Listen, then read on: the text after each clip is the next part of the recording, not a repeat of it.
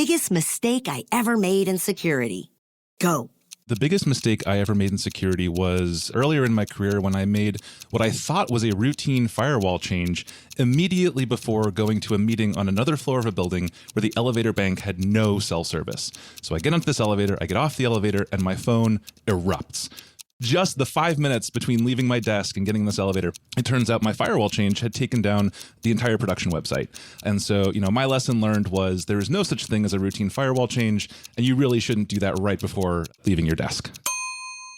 It's time to begin the CISO Series podcast.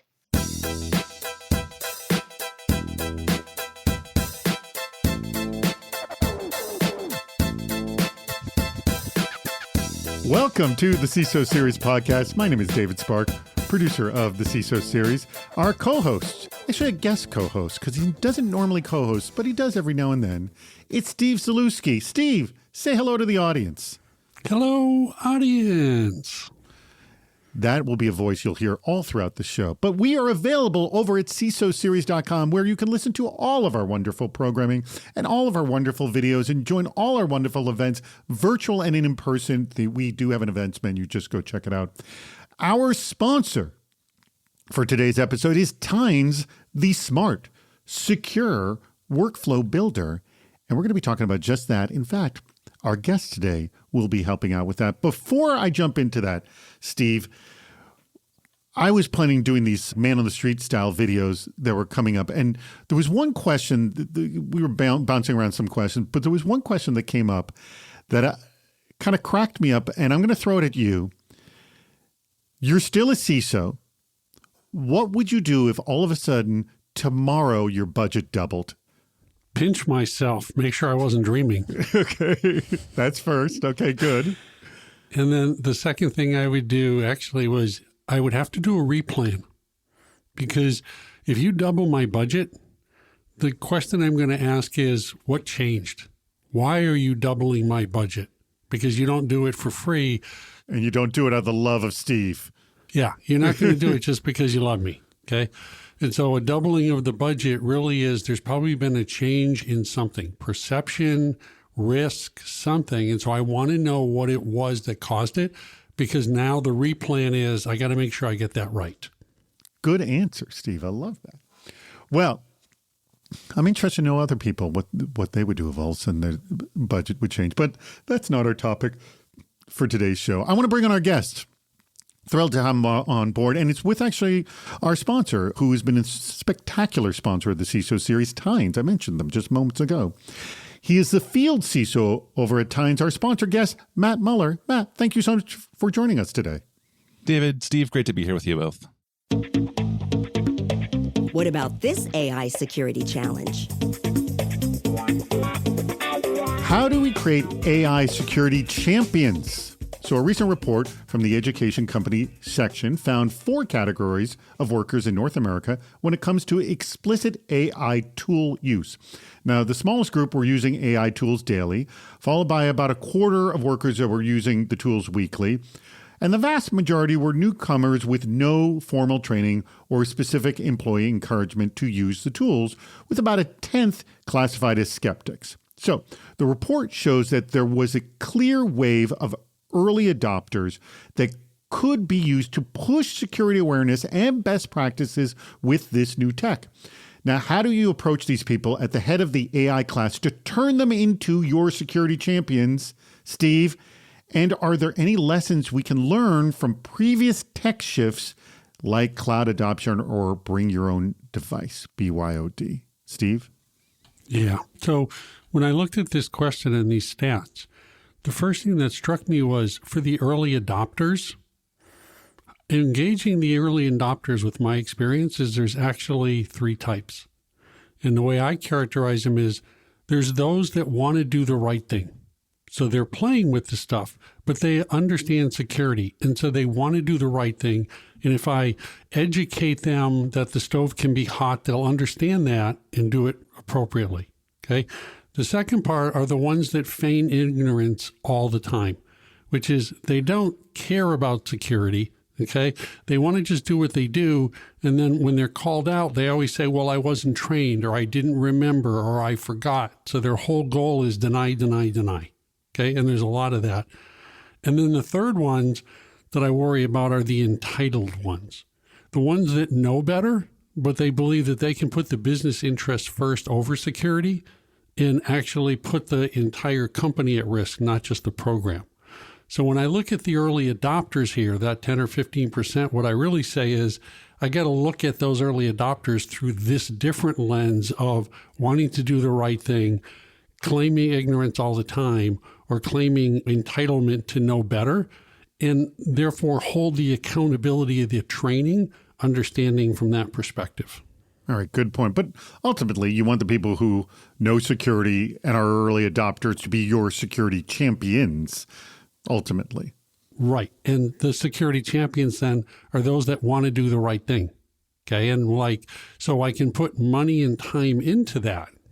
Right. But I also have to understand the other two types, because those ultimately are the ones that are going to do the greater damage to me. So how do I hold them accountable in the training to get them aligned? All right. Matt, this is a good outline of it.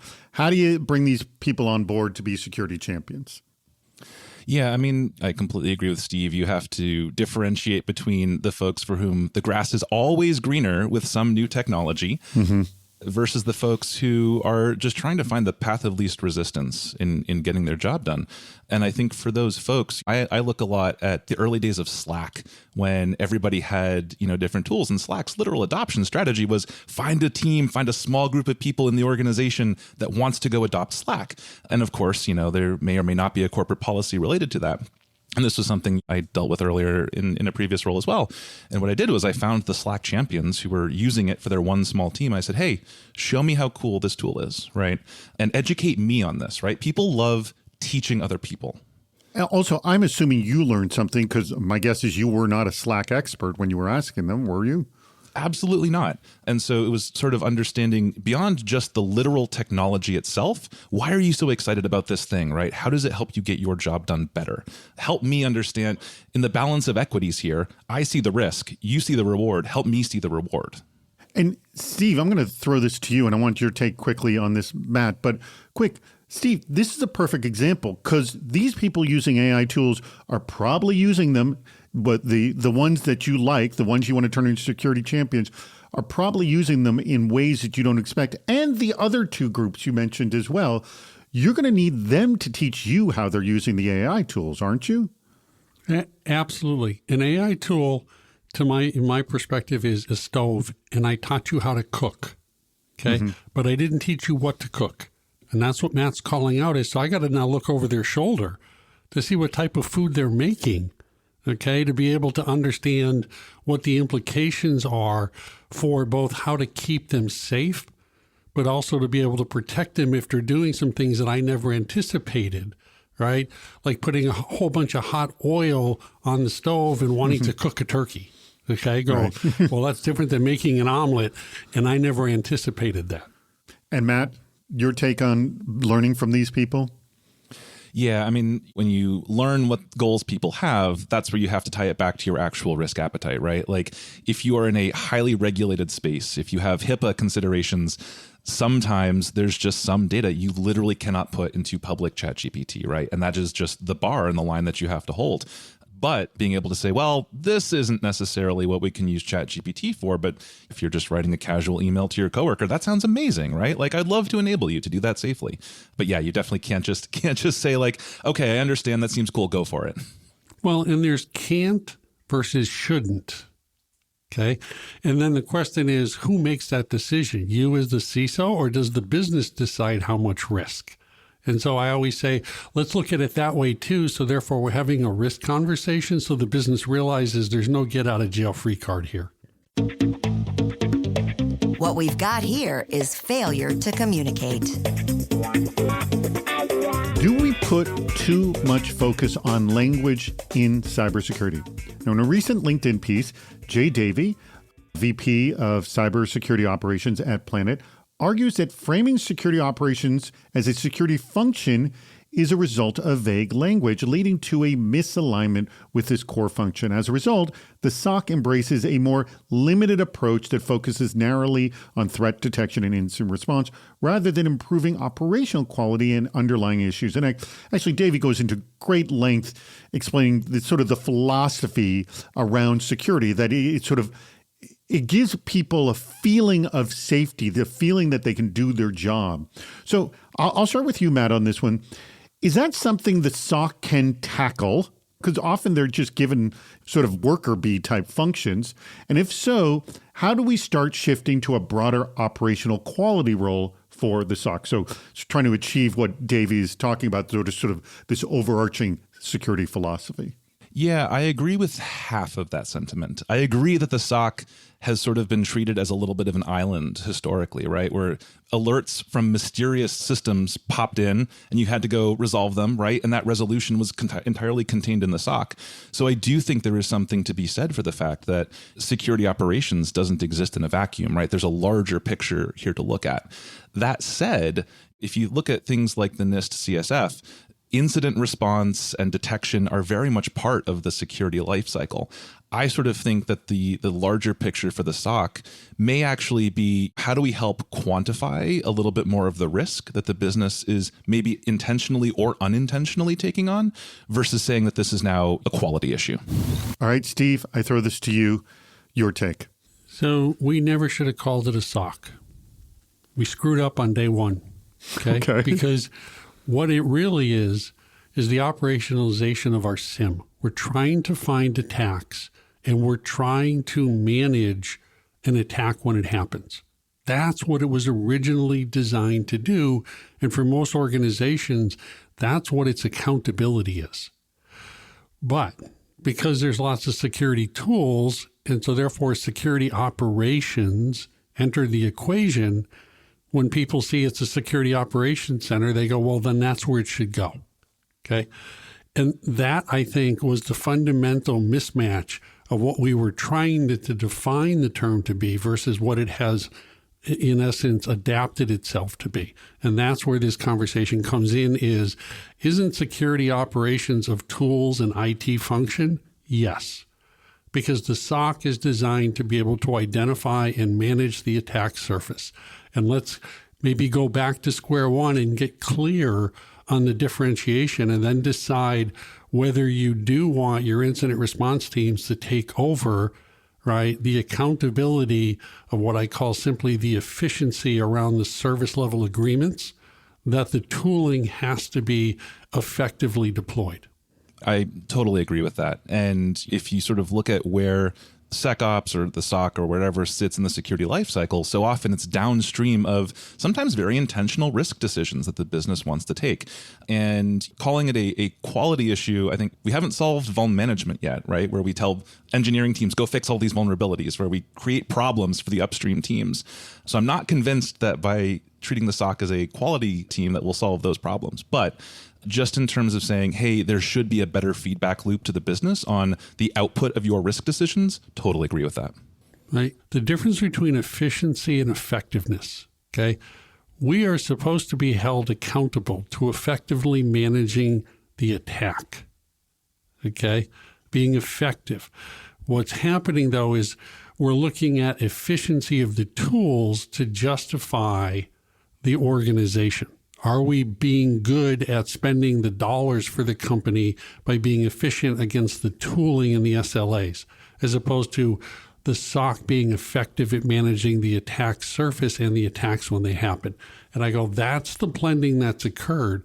So let's get back to understanding what we're ultimately accountable for and where the best place is to spend the money. Who's our sponsor this week? Why, it's Tynes, and let me tell you all about them. Security teams are facing a constant uphill battle between alert fatigue, repetitive manual tasks, endless false positives, inflexible technology, and the looming risk of burnout. It all adds up, making it tough for teams to stay ahead of threats. Every day, valuable hours are spent sifting through noisy alerts and managing rigid workflows instead of tackling the real security issues that matter. It's draining, and over time, it can start to impact even the most dedicated teams. And that is where Tines comes in. Built by security practitioners for security practitioners, Tines is an orchestration and automation platform designed to meet the demands of security teams. Tines empowers analysts and engineers to automate their most repetitive, time-consuming tasks, regardless of complexity, no coding experience required, just the flexibility to tailor workflows to your team's exact needs. The result? Companies like McKesson, Canva, and Mars are saving hundreds, even thousands of hours on manual tasks, allowing them to focus on impactful work and real-time decision-making.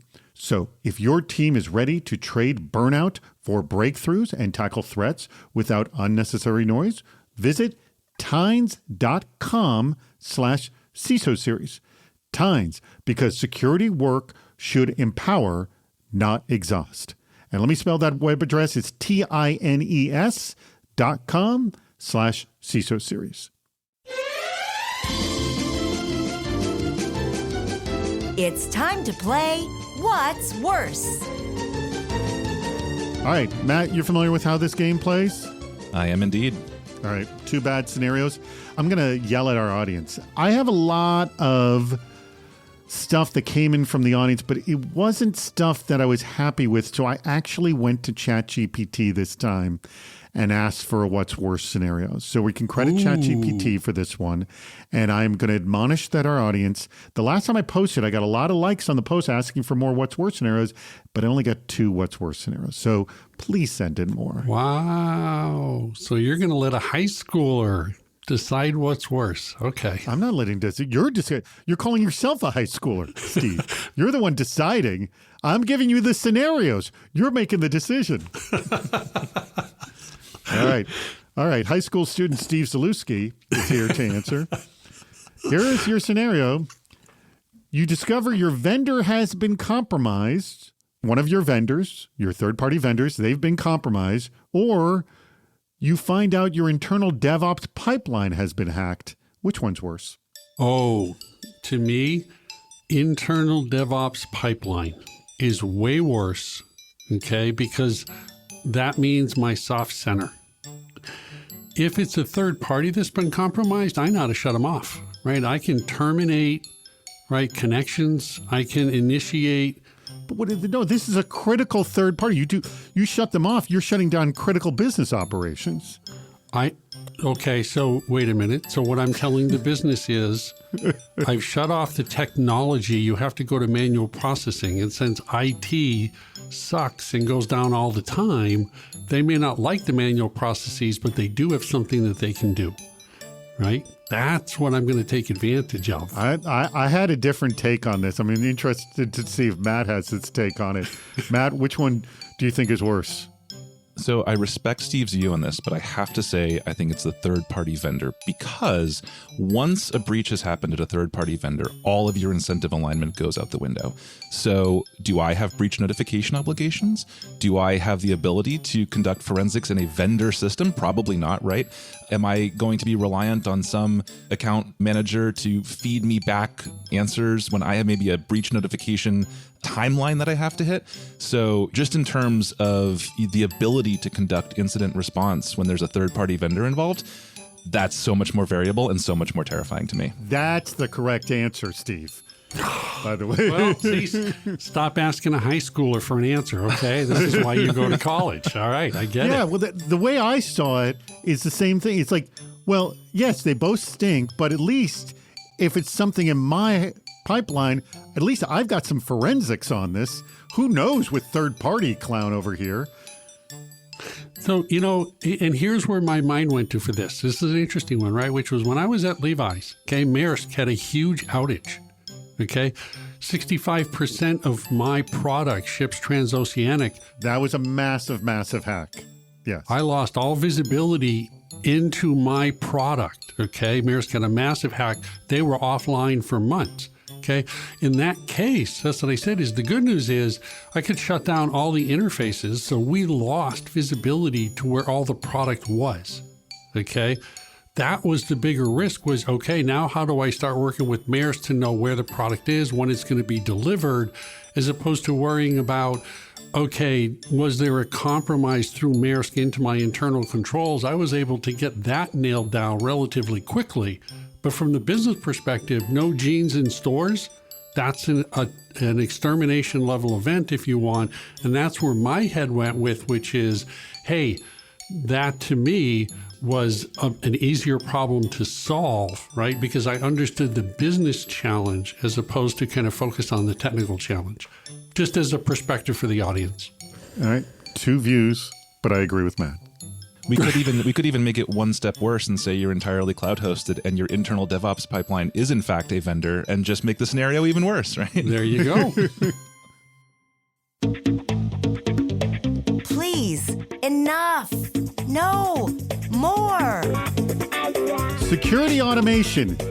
It's something security teams have desired for years, and we're actually starting to see some of it take effect.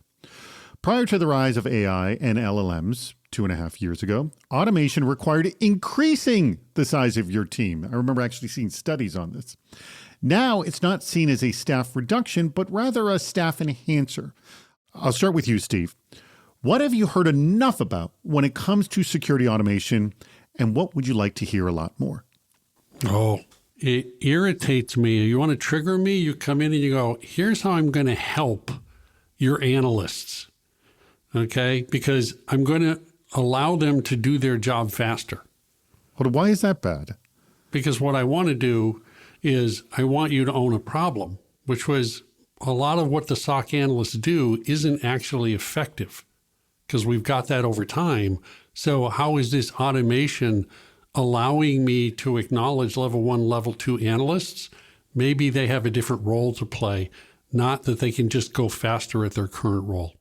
Okay, so you've heard a lot that you want to know how they're dealing with the problems. Matt, what have you heard enough about with regard to security automation? What would you like to hear a lot more? There's a couple things that I've personally heard enough about. I mean, the first being, time to value in minutes, right? Mm-hmm. Let's be honest, automation, it's sort of like the old, tell me how to make a peanut butter sandwich, right? As soon as you start saying, oh, put the peanut butter on the bread, and the person takes an entire jar of peanut butter and puts it on top of the bread, you realize that automation, especially if you have complex processes, may actually take a little bit of time to get from 0 to 1, right? And I think vendors pretending that you can sort of instantly snap your fingers by putting in a platform doesn't actually solve everybody's problem. I think the other piece, and ironically, we're seeing this more with the rise of LLMs, is saying that, replacing your existing automation platform with AI is also going to solve all of your problems, right? That's not necessarily true. All right. So this is something that Tynes has spent a lot of time and effort working on, I know. You work with teams to help them improve their SOC environment. Let's start with, what are you walking into when you're looking at a customer and you're trying to improve sort of the automation experience there? Like, what is the problem, as Steve has outlined, that they're experiencing? We see a couple different categories when we come in. The first is we've never had automation. We're drowning in our 30-page run books that nobody knows how to follow properly, or we have a bunch of handwritten Python scripts that one person wrote when they were here, 5 years ago, and they left, and nobody knows how to edit these, and so on and so forth. The other sort of example is teams that maybe have invested a little bit in automation with maybe one of the legacy, SOAR platforms or automation platforms that were, quite frankly, fairly rigid in how they let you automate, right? And I think that's where we saw the fact that once you put in one of these platforms, you had to add people because the integrations were fairly rigidly defined and you had to know a lot of code in order to be able to make them useful. And these are folks that are looking for something that really lets the analyst, regardless of their technical ability, go ahead and automate the parts of their job that make them frustrated, right? To Steve's point, I don't want an analyst doing their same job faster. I want them getting rid of the parts that they hate so that they can go do the interesting parts. I was talking to a customer recently who described what they do as anger-driven automation, which was kind of fun, right? But they're like, yeah, this thing frustrates me. I don't want to do it. It makes no sense that a human is involved in this process. Let's have automation go do it. What have your customers taught you that has caused you to change your app? Because you do your best effort first stab when you go at it, and then you see it operational, like, oh no, this is what they want. It's actually pretty incredible because folks also ask me, what's the most interesting thing that you've seen someone automate with Tines? And quite frankly, I'm fascinated by the boring things that people automate with Tines, right? Because it means that they're automating the parts of their job that they just don't want to be doing. We have an annual competition called You Did What with Tines. Oh, that's cool. And people do show the interesting things, everything from you can now use an LLM to help you draft a fantasy football team. Not intended, I'm sure. Yeah. To processing phishing messages and triaging alerts and doing the things that, again, if you're a human doing this day after day after day, it just gets mind-numbing, right? Mm-hmm. So I want to dovetail on that because I think Tines I think you actually do more in the way you described the problem, which was, from my perspective, what this automation and what Gen AI is doing is many of our processes that we've automated then result in automation, and then a human gets involved, eyes on glass, to be able to interpret that, to ask a question or to ask a clarifying question, to let the automation then go back and do its thing. Okay. But what we've really done is broken through so that the automation and the AI actually can take some of the eyes on glass out of the process. Okay, so that we can get much further down the path because it can ask the questions based on context that used to require an analyst, so that when we get to the end result, we're much closer to not then just having an interesting situation, but being able to recommend the right response. Okay, and I think that's the big breakthrough in the last 2 years that folks like Tines, and I'm not advocating for Tines, but I'm advocating for the capability of their technology, and Tines in particular, is being able to do. And that got back to the how am I being effective at stopping the attack, not efficient in the use of time, and that's it. Absolutely. I think one of the things that we've done fairly well is figuring out where to blend deterministic automation that gives you the same result every single time with the predictions and probabilistic outcomes of AI, combined with, hey, sometimes you need a human in the loop. How can we align different departments' objectives? Quote, buzzwords don't necessarily translate into knowing the business impact, often resulting in an incomplete or inaccurate perception of cyber health. Now, CISOs can't serve as a bridge to the business with buzzwords. And that's what Harsha Belur put together some strategies for improving business communications in a recent piece for National CIO Review.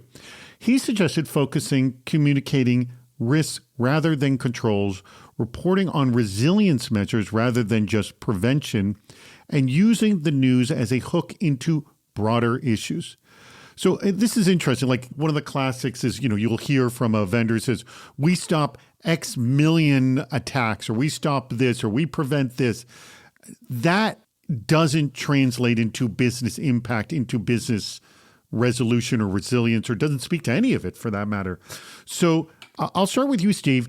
Have you worked on communicating any of this with your business? My guess, yes, because you're known for saying over and over again, how does this help me sell jeans?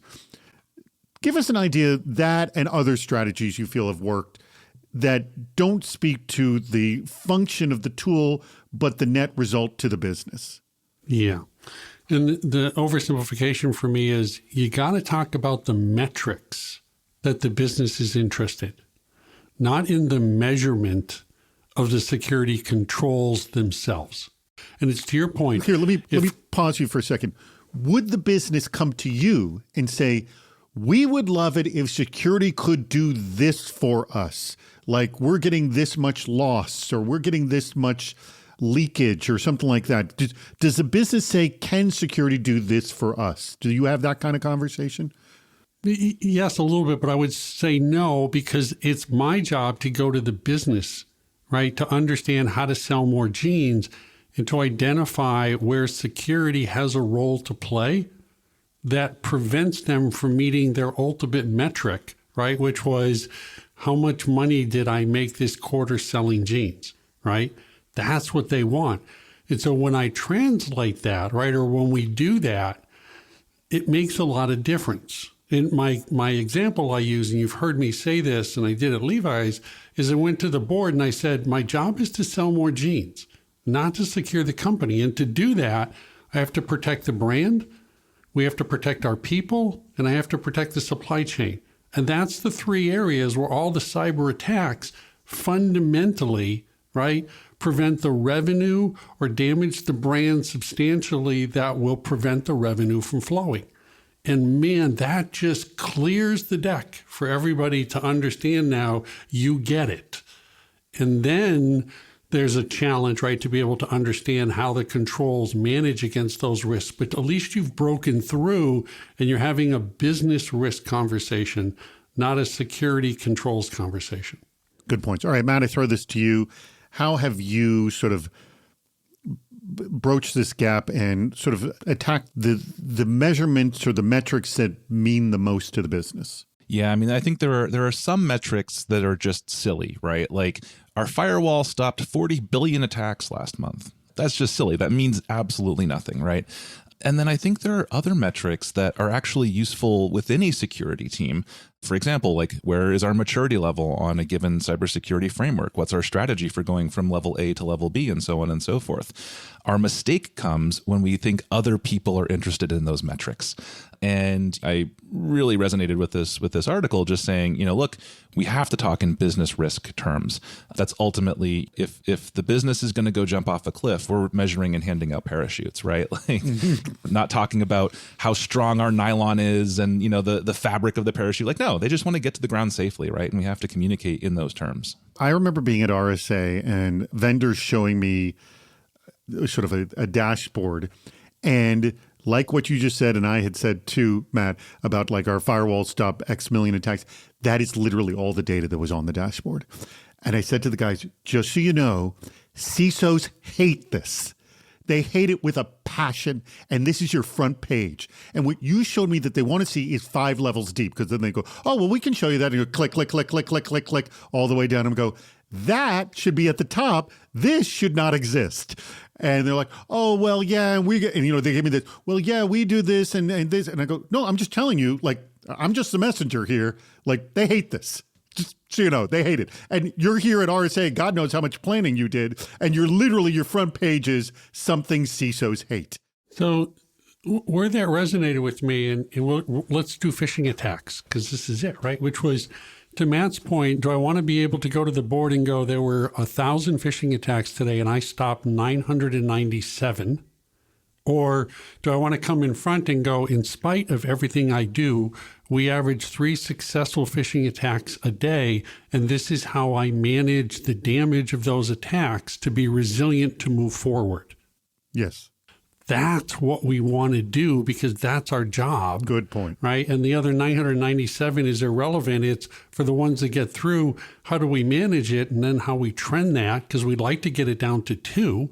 But it may be that is just a sustained resiliency we have to have. And that was where I was shaking my head, because when I went forward and said, we're not talking about the 997, we're talking about in spite of everything for prevent, what do I do to detect, contain, and then everybody's in. Right now, they're simply saying, so why can't you stop 100%? And I go, because humans are the weakest link and they make mistakes. And then everybody in that room kind of shakes their head because they understand what I just said. And I go, so what do I do about the fact that they will come through? And now I have to get better at resiliency. And you've taken them through the why can't we just prevent? But you also pointing out that this is not 1,000 links that I had to deal with. I'm only dealing with 3 now, which is a far more manageable thing that my team can deal with. And thankfully, we bought this phishing tool to get rid of 997. Well, and we have times because we've automated, right? When we're notified that somebody goes, oops, I fell for the attack and I gave them my password, how quickly can I contain, the damage that's occurred between the time they did it and the time they let me know, right? So it doesn't become a punitive exercise. It just becomes an exercise at speed and resiliency. One other thing as well, looking at the article where they talk about using the news, I think communication of non-risk is also something that's a little bit underestimated as well. I would always have my threat intelligence teams that were looking at, articles being published or whatever, even if the attack didn't impact us, we would actually, in the CISO Daily Roundup, just say, hey, here's what's out in the chatter. FYI, we have controls against this. We think we're doing all right here, right? And it makes the communication of risk so much more credible when you're saying, oh, and by the way, here's the stuff you don't need to worry about. Well, that brings us to the very tail end of the show. I want to thank our guests, Matt and Steve. Matt, I'm going to let you have the last word. But first, Matt, I do want to thank Tines for sponsoring this very episode. Everybody, the audience, if you want some help with your automation, you got to go check out what they're doing at Tines. So please go to this address so they know we're the ones who sent you there. Tines.com/CISO series. Tines.com/CISO series. TINES.com/CISO series. Just go there. All right. Steve, any last words for today's discussion?